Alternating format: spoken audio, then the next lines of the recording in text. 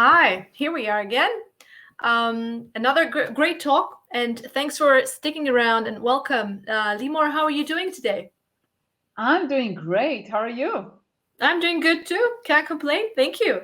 Um, all right, so we're gonna have a very interesting talk now. Like said, so who's Limor? She has over 20 years experience in the tech industry as an engineering leader and a great passion for helping women succeed in the tech industry as well.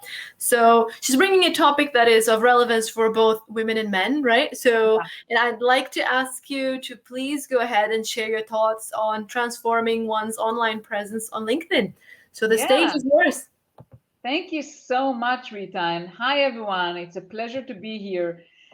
Before we start, I have a slide deck with tons of content, and we have only 19 minutes. So if you are willing to share who you are, where you're calling from today, and what is the one thing you would like to learn today about LinkedIn, that will be amazing because then I can focus on what you want and not what I have. So let me just upload my slides and I can introduce myself and we can dive in and I'll try to kind of follow um, what you put on the chat box if you are kind to do so. So, hi everyone, my name is Limor, and I have over 20 years of experience in the tech industry. I started my career as a software engineer and grew into leadership positions. And my kind of affair with LinkedIn started, I have a LinkedIn account since 2004, but I actually started utilizing it heavily when I moved to the United States. I currently live in Israel, but I lived in the United States for 9 years. I moved there with my family in December 2010. I left my job in Israel and I basically didn't know anyone there. I didn't have any job. And that's how I figured out that I have to be really active on LinkedIn because that's really the number one tool that helped me find the first job and the following jobs after that. And thanks to my activity on LinkedIn, really, after the first job, jobs started finding me, which was incredible because not only I didn't have to do anything, also I found opportunities that really I wouldn't dream about and companies I haven't thought about even applying. They're not even next to me physically, in the location that I lived in. So it was really incredible. And I just want to show you like a screenshot of like the amount of messages that I received. It was really amazing once I started really being active and improved my profile.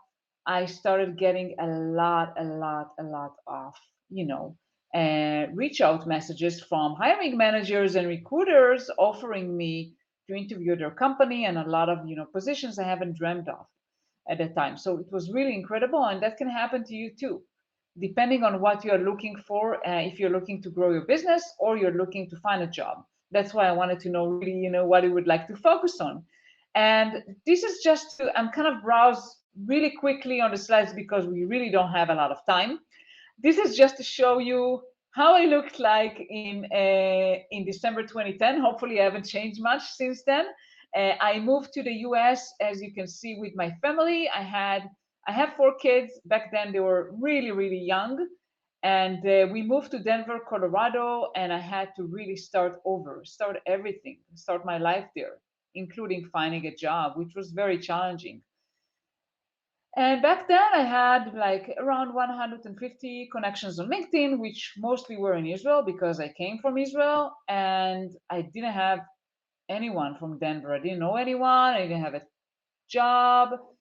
I had 4 very young kids, and I was very stressed out because we were eating out savings and not covering the bills because all the kids went to private schools back then.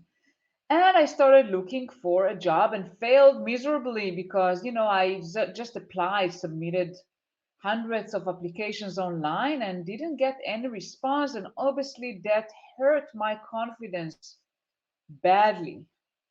Um, And I really thought that I could not find a job. I wanted to find a job as an engineering manager. That was what I was doing, and I had some experience from Israel. And I thought, well, maybe I'm not good enough. Maybe I'm not able to do so.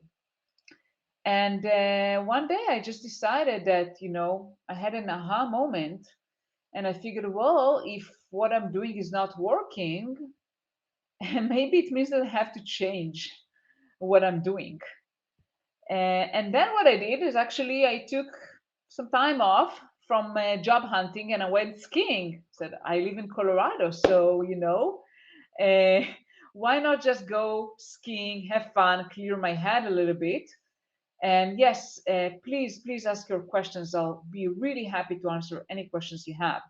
And I'm always saying that to people who are under the job search, it is hard and it's a process, and you really have to give yourself a break, physically and mentally, and really, take the time to chill, to have some fun. By the way, it applies not just for job hunting, but anything you're struggling with and you're trying really hard and doesn't work. Just take the time off and relax, de-stress. To me, skiing was the thing that helped me relax and really try to think about what am I doing? What am I going to do? So, what did I do? Okay. Uh, since then, I found a job and I switched jobs, and I'm connected to now it's probably more than 5,000. I lost count actually. And the good thing is that I really didn't need to find a job anymore. Like literally, people started contacting me as I showed you. And in order to do so, I just read anything I could get my hands on. How to write resumes, how to build a great profile, and I really invested a lot of time in learning so I can figure out what I need to do. And this is just showing you my first job offer.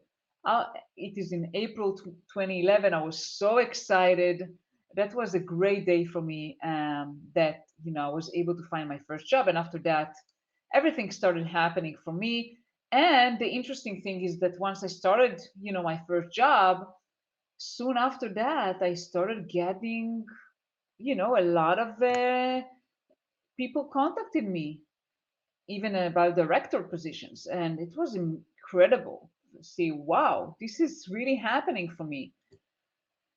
And so traditional job search, or at least what I thought was traditional back then, was to spending hours and hours on looking for jobs and applying. And that didn't work out for me. I don't know if that's what you're doing today. And if it works for you, it didn't work for me. I can tell you that. And the right way, at least what worked for me, was to really adjust your profile that it will present you as you want to be presented, include the right keywords, and be active on LinkedIn, post content or share content, and position yourself as an expert. And once you do that, really you don't need to do anything else because job offers will start reaching out to you.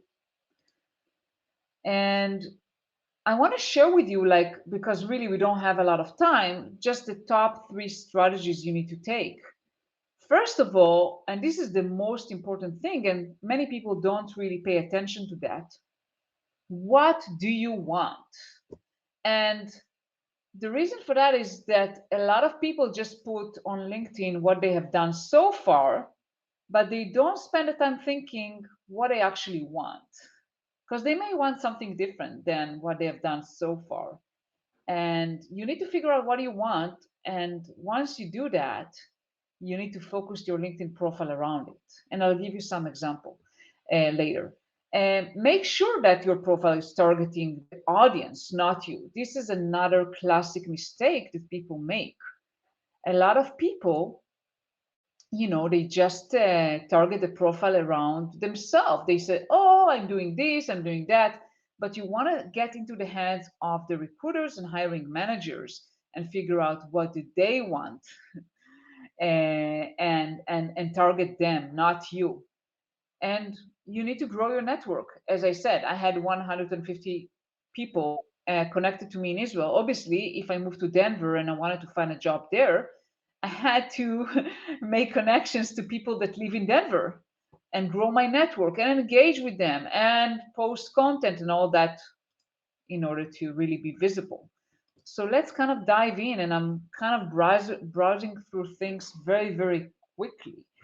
You need to focus on what do you want, what is the next role that you want rather than what is the current one, and make sure that the keywords in your profile reflect that. And look for jobs that you would like to do and include the right keywords.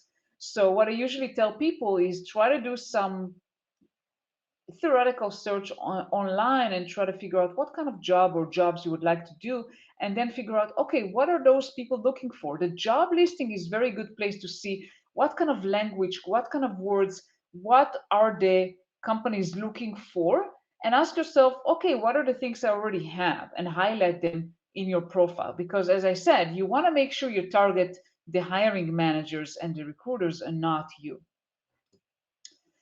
And this is like just showing you, like, obviously, I'm sure most of you know how to find jobs. PowerToFly is a company that I work with and is very close to my heart, is the place to find jobs for women and underrepresented talents. And those are some tools you can use in order to find keywords in jobs, that you are looking for. And just showing you a case study that they've done, someone who was a test engineer and she wanted to become a DevOps engineer. And her profile really focused around what does she do today and less about what kind of qualities she have that are applicable for a DevOps role. But she did have an experience that was very, very relevant. So we worked on making her profile look like a DevOps person rather than, a test engineer. And Sharon asked about the links. I don't know if there's a way we can kind of, this is the slide. I mean, you can take a look. Basically, you need to look for word clouds.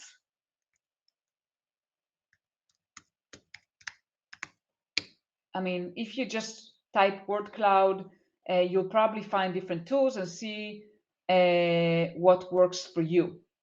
I don't know how I share the slide. I can share the slide with tech jobs fairs, and they can share the slides with you. Absolutely, I'll be happy to do so.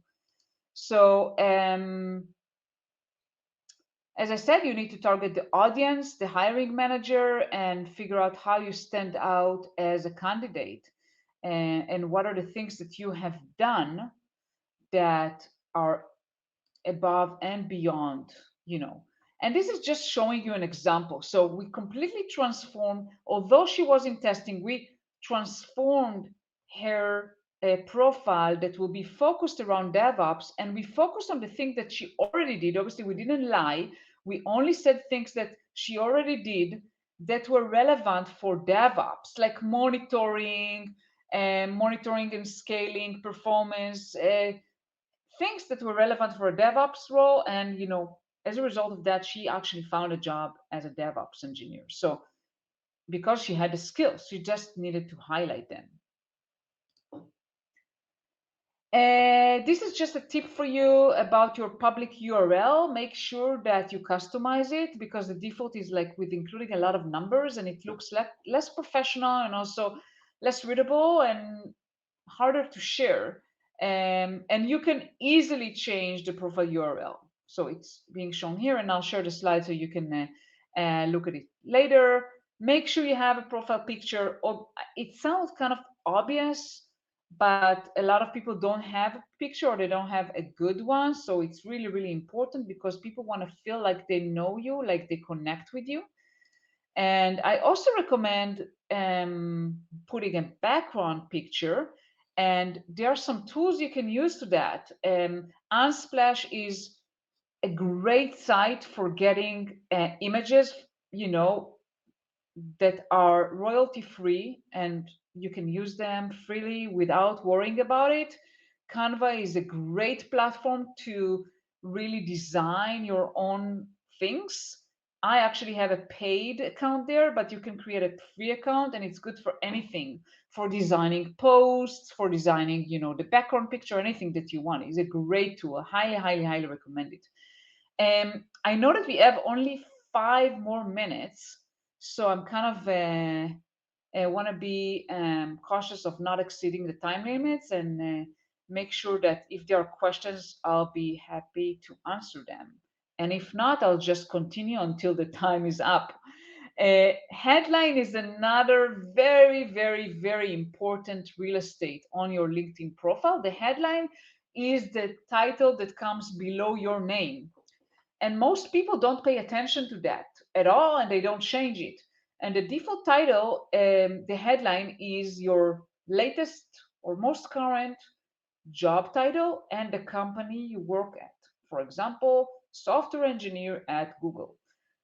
It's not a good use of the real estate because you have 120 characters you can use for keywords that will help recruiters and hiring managers find you and help highlight you. What are you? So the company is not relevant. I mean, people can see where you work if they browse through your experience. You don't need to use this place, the headline for putting the company name. So think about what are you? What are you? What are the things that you can do? And highlight them. And just I gave here 2 examples. Like for example, um, someone that is working in tech support in help desk, they use help desk, tech support, desktop support. So you can see they use different keywords just to help people find them. And Brett, he also put different words like about marketing, social branding. So he used different keywords in his profile and not just one, oh, I'm like marketing at this and this company. So make sure to invest time on that and really improve your headline. It's really, really important. We have 2 more minutes, so I'll continue unless you have any more question. The LinkedIn summary or the about section on your profile is another very, very important section. And I think most people utilize it today, but I still see people who doesn't have any about section, and it's a shame because that's a place you want to attract the attention of the reader. People have a very short attention span today, and they don't spend a lot of time reading. So you want to make sure that if they just scroll your resume, scroll down and read your about section, they know everything they need to know about you. If they're interested, they will want to read all your experience and maybe see some recommendations, but you want to grab their attention. So I highly recommend thinking about it and spending time in writing a good summary and be personable, be unique, tell the reader about you, who you are, what are your passions, what do you like doing. I recommend using first person narrative and not a third person. It's as if you're presenting yourself. It's like an elevator pitch about you, who you are, what are your strengths, what are the things that you're doing, how can you help them, the hiring managers and the recruiters. And this is just showing some examples, of summaries that I liked, because, it's telling a story about them. This is like a nice story of someone that likes to write, and sharing her story. And I think we are out of time, so I'll just pause here and do a time check. I think, we need to end, so I don't want to use more time than I can. So Rita, I'm just kind of checking with you. Thank you, Limor. Actually, yeah, I was about to say we still have 1 minute, but no. But we can wrap it up really quickly if you want. Any last remarks, anything. I don't have other questions coming up. Actually, where could I hear you to continue to speak about this great comment, says someone. Do you want to comment on that, Limor? Yeah, I mean, contact me on LinkedIn. Yeah, so Yeah, feel free to connect. yeah. I'm just typing here. Hopefully, I didn't made a typo. But basically, just contact me on LinkedIn. I just want to show one last slide as we end. Yes. Engage and be personable. I know that everyone think of LinkedIn as a professional network, which it is, but we are all people, and people like personal stories. And when you share something more personal and you share things about you, people like that. And the posts that were most popular are the posts that they shared something personal, like how I did, I went for wine tasting, or I wore a t-shirt and people commented about it, or I ran on the beach and it helped me relax, or whatever. Like, share something about you, about who you are. People love that. Really good, really nice tip. Yeah, it's true. It's true because we can see a bit of ourselves probably in there, right? Yeah. Outside of the suits and the makeup, maybe, right? Our face that we take for work, and this is precisely, I think, the word is personal, so that we are all people. That's a good takeaway. And at least for me, I hope all of you have enjoyed the talk. And this is the end for now, but indeed. Yeah, and I'll We can send the stay in touch. slides. I'll send the. I don't know how to share the slides, by the way. So I'll send you the slides, and you can share them.